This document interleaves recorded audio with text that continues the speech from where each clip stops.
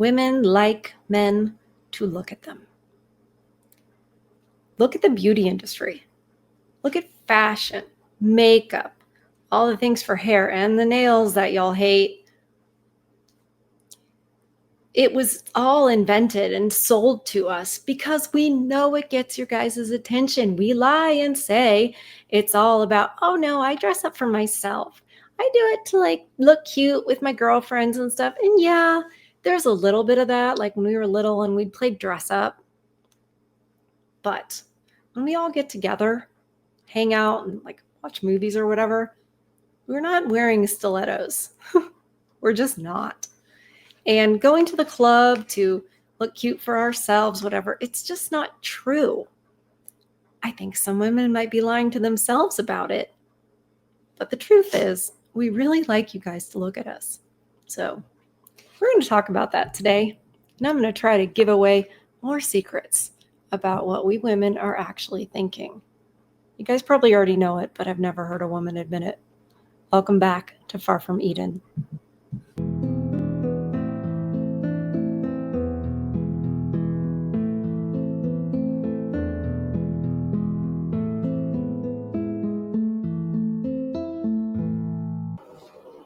This is Madeline Holcomb.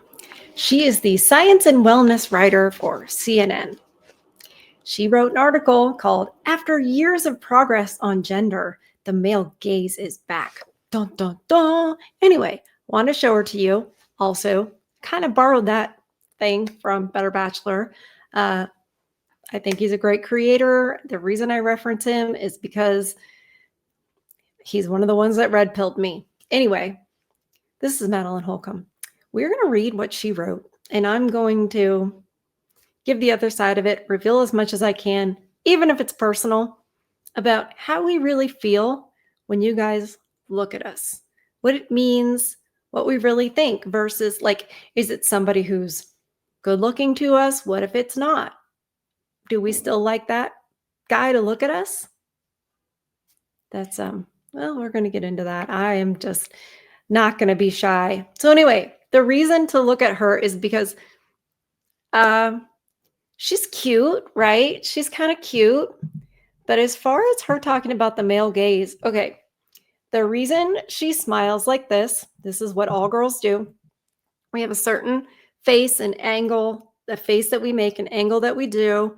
And we know that that's where we look the most attractive. We look the best. Well, how is that even measured? The level of attractiveness, how attractive you are, depends on the other gender being attracted to you. And whether we like it or not, women, men are visual creatures. It's evolutionary, it's biological, it is the way it is, right? They're visual. So how attractive we are, guess who gets to decide that? It's them. It's just the law of nature. It's not wrong. It's not cruel. It's not whatever. So, that's what we've got. We've got the long hair. We've got the face just the way we like it to look, as cute as possible. Whoops. I'm messing with the technology. And, the long, beautiful hair, which she'll even reference in her article. So before I tear into her, and I feel vicious to her because she's saying that men are bad. Anyway, let's get to it. After years of progress on gender, the male gaze is back. This summer, I got cultural whiplash. As a child of the 90s and early 2000s, so she's like a millennial. She must be, we must be pushing 40. We try to look young, don't we? I sound like the church lady from Saturday Night Live. She wants to look young. Look at why. Is it that men prefer that? Probably has nothing to do with that. It's all about herself and she wants to look cute. As a child of the 90s and early 2000s, I grew up with my mother's and grandmother's generations fight for legal and workplace equality, helping shed social misogyny. By the way, in case you're wondering, where do these girl bosses come from? Why don't they want to have families, etc.? The grandmothers and mothers of the millennial generation and the young Gen X generation. So women around 40, 45, around that area. The grandmothers and mothers were like, you need to do the things that we never had the chance to do. They didn't know what it was going to be like. They were just going off of, what propaganda told them, what Gloria Steinem told them. And yes, you guys are going to be like, did you know she was a CIA asset? Yes. So your grandmother and your mother were telling you things that the CIA wanted them to tell you. So anyway, she doesn't know that. In the past decade in particular, I saw the evidence of progress in my media diet. The movies, shows, books, and advertisement I consumed were increasingly giving women a seat at the table. Heroin chic fell away. Oh, I remember that. And body positivity entered the fashion world. What she's saying is, we didn't require women to be so skinny anymore. Now it was okay to be fat. Translated that for her. Stories about a woman stealing your man were traded for a celebration of the girl's girl who resisted the competition for men's attention. Yeah. And when my husband, oh my God, I did not read this at first. I wanted it to be a completely raw take. I didn't want to think about how I was going to respond or what kind of private things I might reveal. I just wanted to be off the cuff. So she's married. That's interesting. And when my husband and I got married earlier this year, our vision of what our life could be included wide-ranging possibilities, influenced in part by the movies and shows we grew up with. We saw, read, and listened to stories of involved fathers, successful mothers, and well-matched partners who supported one another. She's the generation of the simp. She's the generation of men that were like, sure, I will be the father to your 3 children from your baby daddies. Everybody remember siblings from Home Eth's video? Oh my God. So involved fathers means everybody's splitting the housework and the man is behaving very feminine and the woman is behaving more masculine. And it's just kind of an androgyny party. It seemed like women were taking a deeper breath without such heavy cultural restrictions. Then there was a shift. Was it around the 2024 presidential election?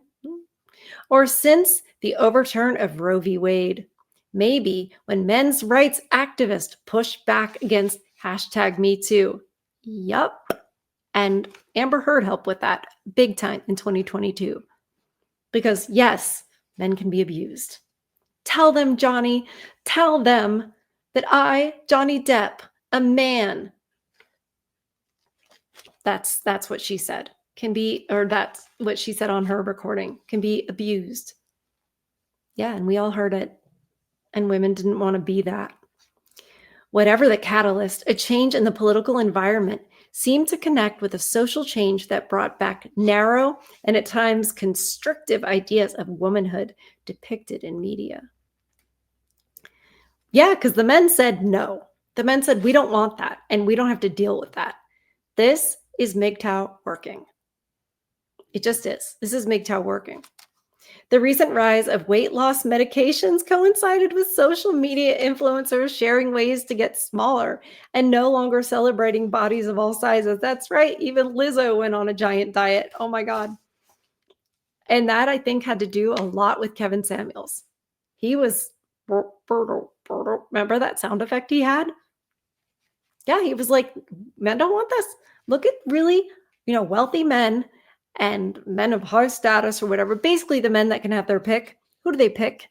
They didn't pick Lizzo. So yeah, it didn't work. Anyways, advertisements followed suit, making men's desire once again a dominating factor in how stories are told and how women are portrayed. How dare you? How dare you make it so that it's what men want to see? How had these discarded ideas made their way back into circulation? Didn't we all agree we were through with them? The thing is, some of us knew all along that men weren't interested in body positivity. Some of us knew that. Some of us knew all along that men prefer long hair and blonde hair. There's a certain, like Barbie. Barbie, we grew up, a lot of us grew up before smartphones and stuff, grew up with Barbie, and she was the epitome. Cinderella, Snow White, even Sleeping Beauty with dark hair. We know what the ideal looks like for most men. And a lot of us never got confused about that.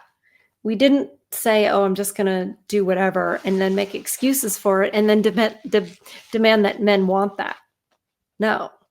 I, for one, even though I didn't date, I still wanted to look attractive. What does that mean? If you just want to look attractive, well, that's to men.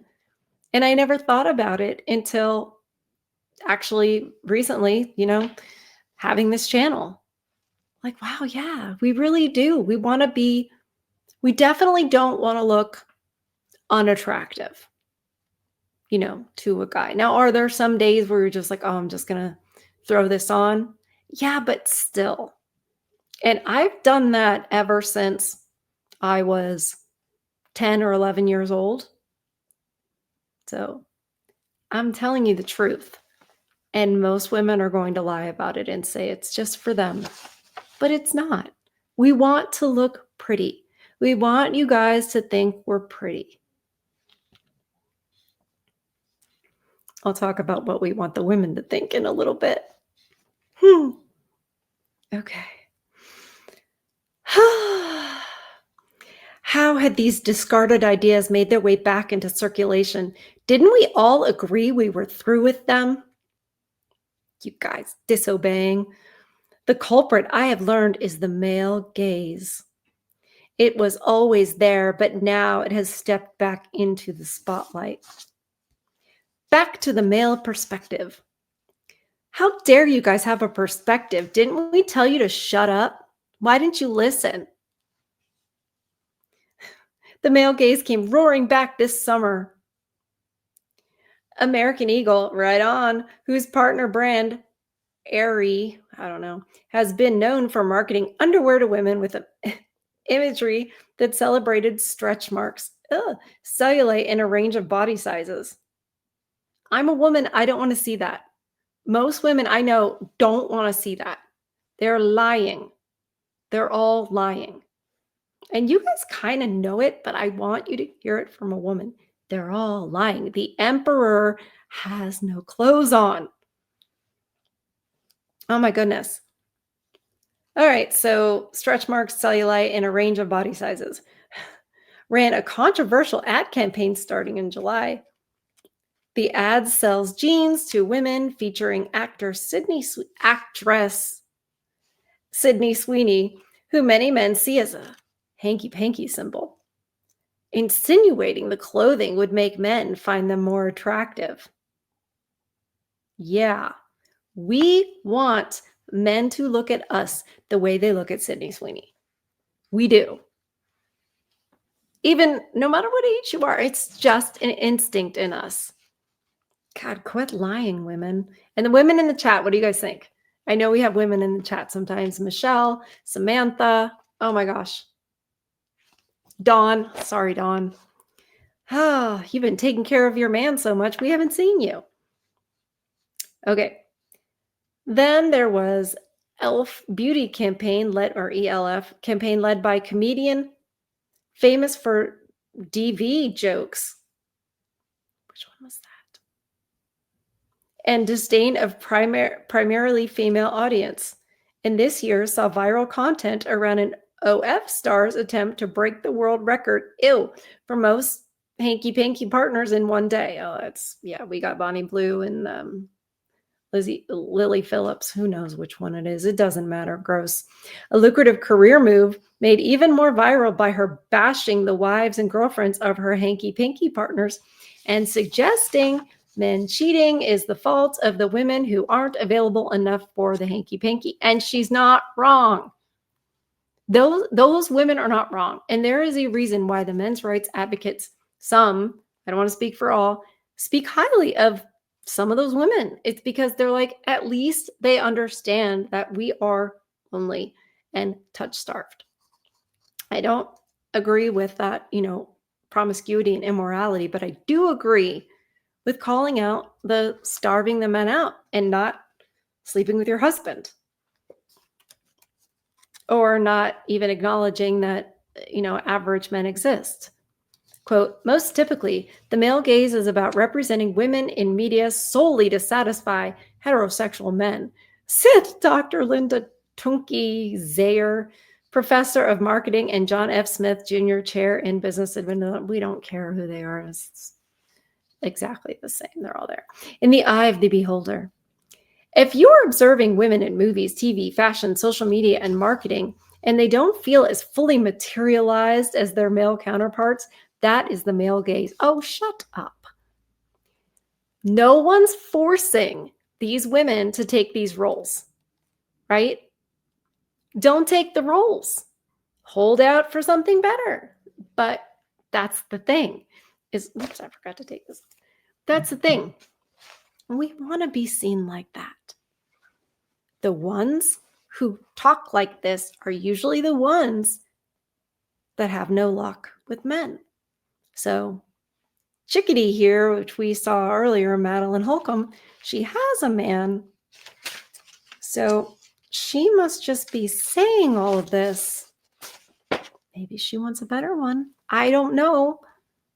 She shouldn't think like that, but maybe that's it. Maybe she was one of the girls who, nobody wanted to be friends with and nobody wanted to date in high school.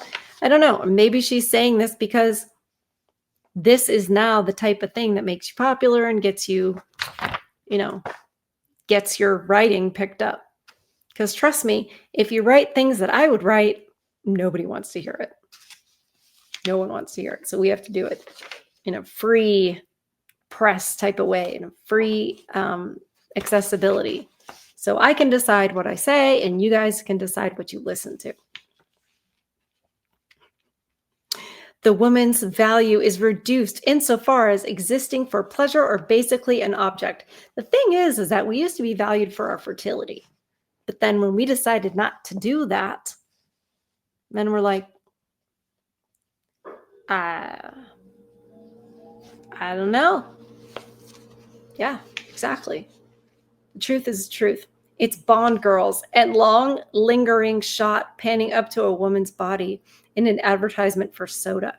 It's when an action movie accessory is running through explosions and tiny shorts and flowing curled hair.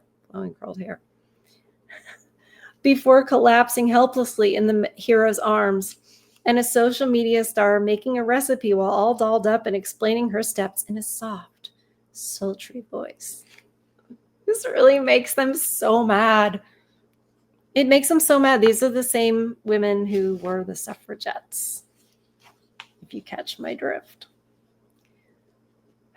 The male gaze has always been around, art in the eye of the male beholder. But the term came into modern existence as a feminist theory coined by film critic Laura Mulvey in 1975, although it started as a lens through which to view film. Mulvey specifically calling out Marilyn Monroe's appearance in The River of No Return and movie director Alfred Hitchcock's Rear Window. It has expanded to encompass cultural perspectives that keep men's stories, experiences, and interest as a societal priority and treat women as objects rather than active participants. Then why do we still buy the clothes, wear the makeup? Why are women fans of Marilyn Monroe? Why are there so many Taylor Swifties? And why does Taylor Swift try to look attractive? They've been trying really hard ever since, feminism to downplay the importance of the male gaze. The male gaze is what has propagated the species. The male gaze, looking at us, wanting us, making babies with us, makes more humans. And back before all this society and structure and infrastructure and everything, back when it was nature and there were natural threats, bad guys, wild animals, starvation, we needed that man. How are you going to be valuable to that man? It's nice if he likes to look at you. It's nice if he wants to make babies with you and therefore protect his offspring and the woman who cares for them and still cares for him. They like science until science disagrees with them, because it turns out the natural order, scientific order, agrees with the thing they hate the most, the patriarchy. It may even be hard to recognize when media is coming from the male gaze because it's so pervasive, Zayer said. We're kind of a goldfish in the water where this is part of our culture, she added. As you try to identify it, Zayer stresses the male gaze is not just about the way something looks, it's about power, and media matters. Yeah, you guys are just after power. You just want to overpower us. Characters in TV and film have encouraged women to move into science, technology, engineering, and math careers. Research has shown I thought they were all with the long flowing hair and falling into the hero's arms. Apparently, they're in technology. When women around the world were surveyed in 2016 about how fictional characters inspired them, 16% said they wanted to pursue more education, 12% said they took up a sport, and about 11% said they left an abusive relationship, said Madeline DeNono, CEO of the Gina Davis Institute. The Gina Davis Institute, like Thelma and Louise. You seen that one? She's in a lot of feminist type movies. Surveyed fictional characters inspired them. More education. The thing is, if someone's coming by to ask a woman a question in a poll, please don't ever take these polls seriously. Because unless it's like a secret ballot and she's going to write something down and no one's ever going to know that it was her, and she's not face-to-face with somebody, she's face-to-face with somebody and they're asking her, what have the female roles inspired you to do or be?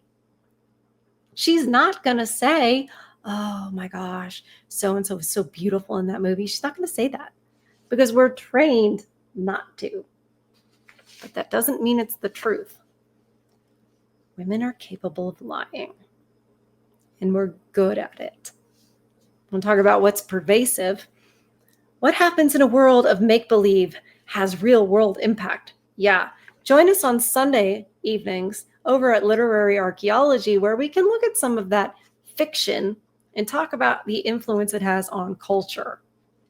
Because good Lord, she's right. What about the female gaze? No one cares. Literally, no one cares. The dominance of the male gaze hasn't gone unchecked. Storytellers have been presenting alternative ways of viewing women for many years. Yeah, nobody wants to read it or look at it. Female Ghostbusters. Often when women are shown as attractive, hanky-pankily attractive, or hanky-pankial on screen, I don't want to say it because I don't want YouTube to hide my video. It is a performance for men and doesn't include their own search for pleasure or complex storylines.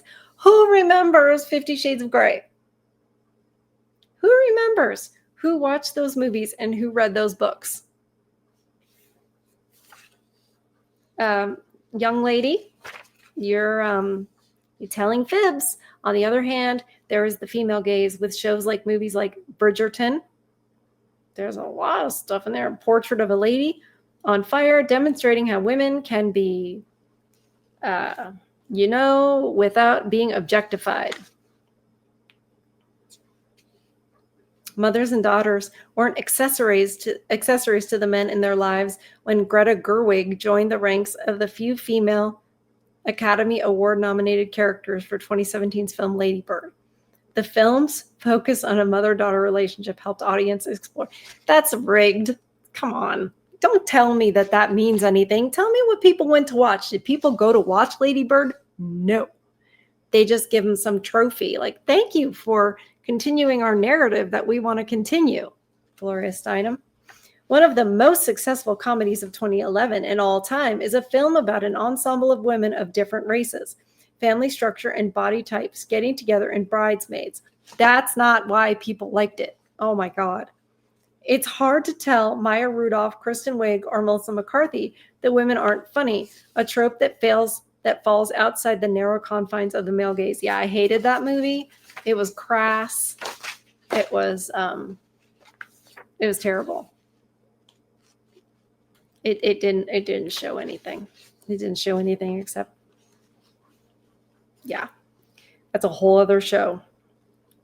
The beloved shows like the original Star Trek have appealed to audiences of all kinds while showing female characters and people of color in complex storylines and positions of power. NASA even gives credit to actor Nichelle Nichols, who played Lieutenant Nyota Uhura in this series that aired from 1966 to 1969, for working with the agency to help diversify its talent pool. You know, it's so funny. What a change. They try to change history. Okay, so the real story is, back when I was younger, they're like, oh, so sexist and racist. They have Uhura there, and all she gets to do is answer the phone and wear a tight, like, mini dress. So funny. But you know what's also funny is, even though there's been so much investment and encouragement for women to go in science and technology, mostly we're answering the phone still. She did some translating, you know, but we're still doing those type of jobs. The series that aired from, some have called this kind of storytelling the female gaze. It doesn't mean anything. That means nothing. That's not what you think it means. And while there have been powerful works of art and media with women at their center, they are still the exception and not the rule, because no one wants to see it. If women want, it's like the WNBA. Women don't want it. We don't watch it. We don't know any players unless it's like controversy or something. Stop pushing it on us. Stop acting like it's the men that's the problem. Nobody wants to see this. We all want the same thing. Women want to look like Marilyn Monroe. We want to be desired like Marilyn Monroe. And men like people like Marilyn Monroe. You know what I mean? Funny. Oh, take the Bechdel test, coined by cartoonist and graphic novelist Alison Bechdel in a comic strip. To pass it, a book, film, or show must have at least two women. They must talk to each other and about something other than a man. Failing the test is a good sign that media is part of the male gaze. And you can probably think of plenty that can't check any of these boxes. Newsflash. We can make movies. We can be in movies.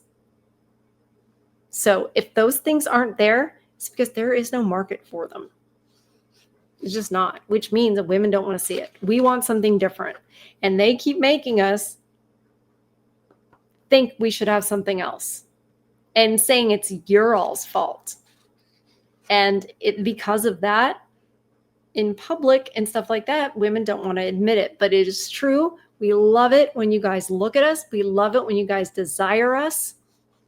It is instinctual. It is biological. And be careful, because even if it's not intentional consciously for y'all, it's a trap. It's meant to trap you. It is, at the end of the day, what's it for? Resources. Now, if I'm like, I want to look attractive, I don't want to look unattractive, am I going out saying, hey, I'd like to get some resources? No, not consciously. I'm not. However, I can be humble enough to understand that that is what your brain is doing anyway. That's what your instincts are doing anyway. The idea that you might be unattractive to men instinctually means you might starve and never procreate. So women need to stop lying and just, what's wrong with being attractive to men? Nothing. Don't want to cut it off abruptly, but there's so much here that we have to make this 2 episodes. I had so much to share with you personally, more than I thought, and to reveal about women. So stay tuned for part 2, because the end really says a lot about what women think about men and what society thinks about men. So that'll be part 2. Hope to see you guys there. Thank you so much for being here with me and for listening. and for teaching me so much. So make sure you protect your peace, feed your souls. I love you guys, and I'll see you on the next one.